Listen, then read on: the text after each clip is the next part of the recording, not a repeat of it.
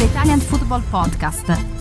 Right, let's finish off before we get to Baggio Premface and Serie S of the week with let's do a preview of Italy versus Germany.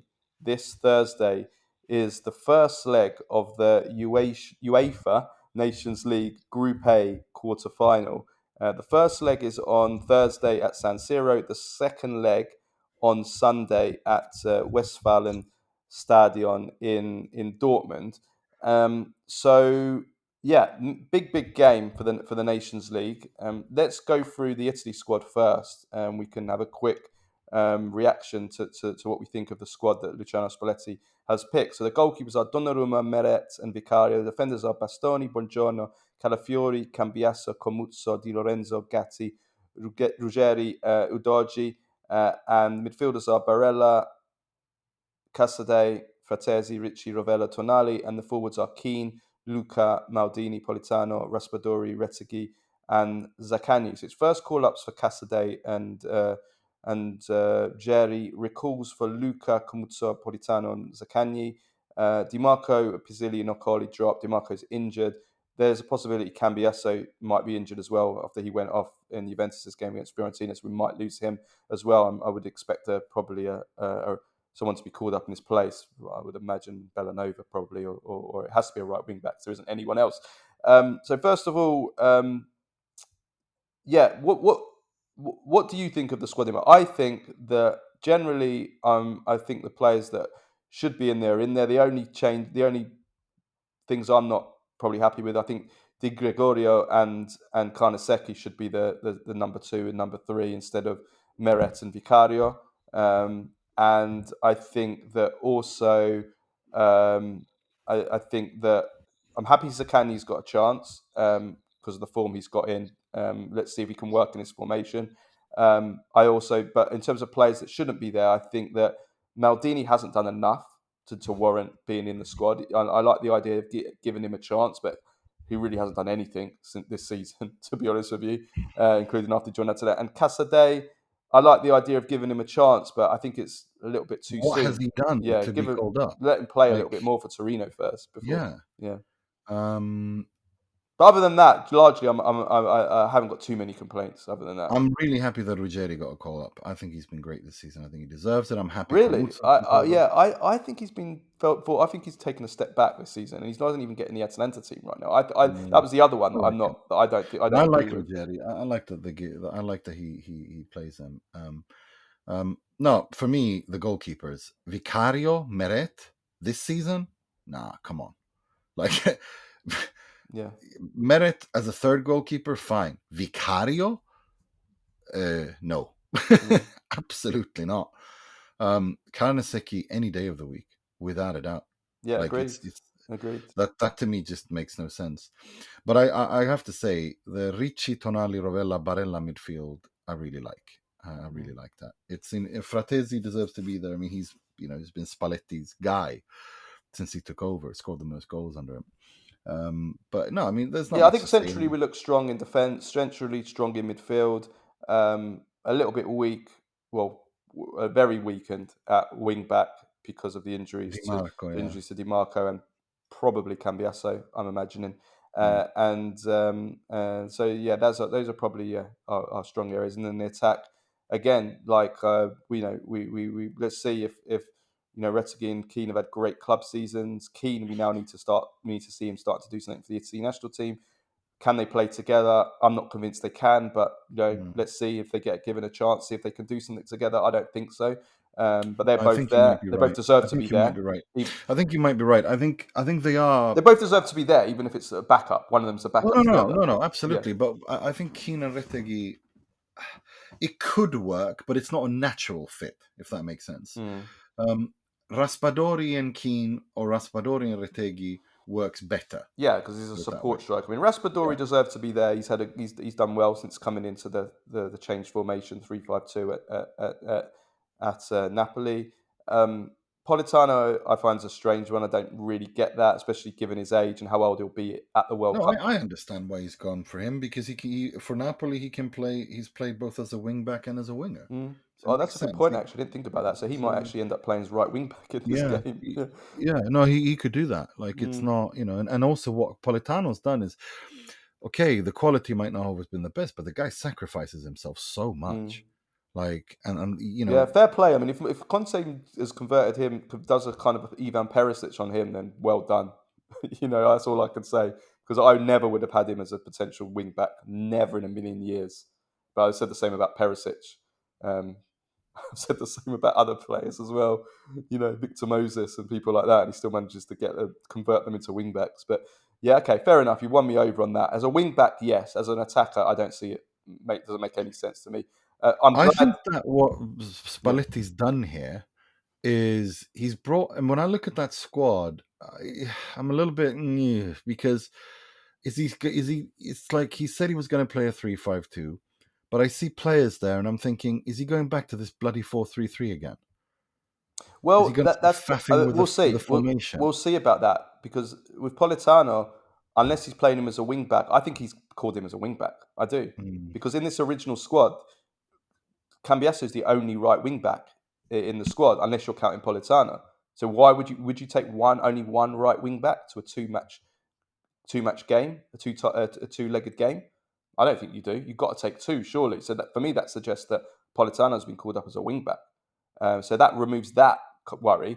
And then as for Zaccagni's the only. If we're discounting Politano, then Zaccagni's the only one that you can count in this squad that you say, well, he doesn't fit the 3-5-2 or the 3-5-1-1. But if you've watched Zaccagni play this season, he's been genuinely, as we said last week, been one of the best players in Serie A this season. mm, He's been yeah, absolutely brilliant. It's just, how can you not call him up? So I just yeah. think that it's worth calling him up, giving him a try in this 3-5-1, 3-5-2. If it doesn't work, it doesn't work. You don't use him. But to not even try, let's at least give it a go because he's playing so well that you just cannot ignore him. So No, you can't. You that's can't. my take on it. But I guess we will see. Germany squad. I'll read it out quickly. So the goalkeepers are Baumann, Nubel, Ortega. Defenders Bisek, Kimmich, Koch, Mittelstadt, Raum, Rudiger, Schlotterbeck, Tar. Midfielders Adeyemi, Amiri, Andrik, Goretzka, Gross, Leveling, Musiala, Sane, Stiller. And the strikers are Burkhardt, Kleindienst, and Deniz Undav. So Bisek gets his first call up from Inter for the squad. Amiri's back in the squad for the first time in 5 years. It's a team that is obviously stacked in the midfield, attacking midfield and the wingers, but they are without Florian Wirtz, Havertz, and Gnabry. So that's big positives for especially Wirtz because he's obviously a wonderful, wonderful, wonderful player. So that's the Germany squad.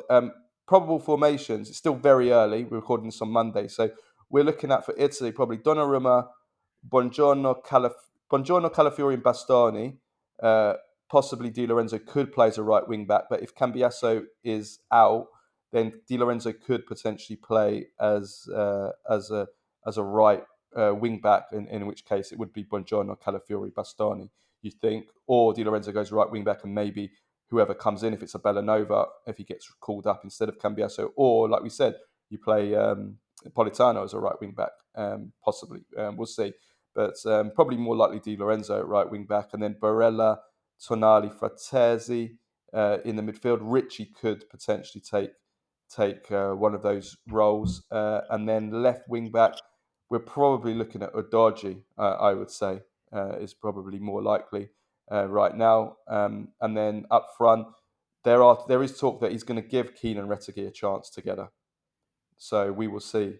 But if not, we're looking at maybe Raspadori and Retegui as the front two. But let's see that. As for Germany, it'll be a 4-2-3-1. Nubel, and then defence, Kimmich, Koch, Slotterbeck, Mittelstadt. Koch's been said to be the likely centre-back partner of Slotterbeck rather than Rudiger, which surprises me, but I guess we will see over the course of the week how that plays out. Andrik and Goretzka holding, and then Sane, Musiala, and Adeyemi probably likely there, and Undav up front.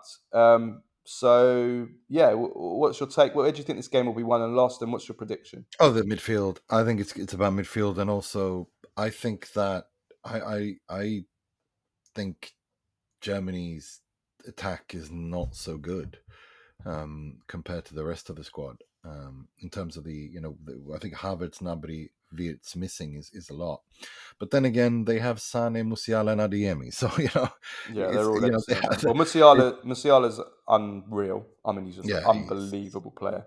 yeah, And Adeyemi always gets more criticism than I think he is. I mean, he's got yeah. lightning Yeah, pace and ability to take players on. His final product's not always the best, but he still no, scares the hell out of you. And I would yeah, not he want him does. against Di Lorenzo in a one-on-one. Put it that way. No, So, no, no, no. No, it's but it's a weakened Germany side. I give Italy. I think Italy can fancy their chances, and I really want Italy to win this because, like, I want them to have the easier quote unquote World Cup qualifiers. yeah, Because if they remember, win the group, they're in with they're in a 14 group, aren't they? If they lose, they go into a 5-team group. yeah, I think it's something like that, Yeah. and it's a much more easier and like manageable group if they were to win that game against or the double header. Uh, so yeah, I prefer that if they did, but well, it's I still can't get excited about these stupid nations. I just find it such a ugh. Do you know what I mean? It's just Well, if they win their group, just to clarify on that, if they win, they will be in the group with um, Slovakia, Northern Ireland, and Luxembourg. yeah. That will I be their mean, group. But it's only a 14 group, which I don't like. yeah. It doesn't give you much room for error. What And if room for error? yeah, It's Luxembourg, Slovakia, and yeah. whatever Well, the if they hell is. lose, they're in with Norway, Estonia, Moldova, and the state that we will not name. Yeah. So that's And the Norway's tricky. yeah. Like, I Norway is mean, dangerous. Yeah, you don't know where you got. I mean, Sørloth, Haaland. yeah, It's not. mm, They're a decent side. Norway, Ødegaard, Hauge. I mean, they're a decent side. yeah, for sure. Morten Torsby, Torsvedt. I mean, no, they're a decent side. I'd rather they play. I'd rather they play Luxembourg and Slovakia, and Yeah. Well, it's. we'll see. We'll see. So prediction for the first leg. Oof. Ooh, this is a difficult one. I don't know. I think we'll see a draw, and then I think it'll be decided on the second leg. I'm going to go 2-1 Italy. Mm. 2-1 Italy for the first leg, and then second leg. Yeah, it's could go. It's tough. I mean, Germany are favourites. Let's be honest. Germany are Yeah. favourites, but we they got missing. They got some important players missing, and that will definitely help us.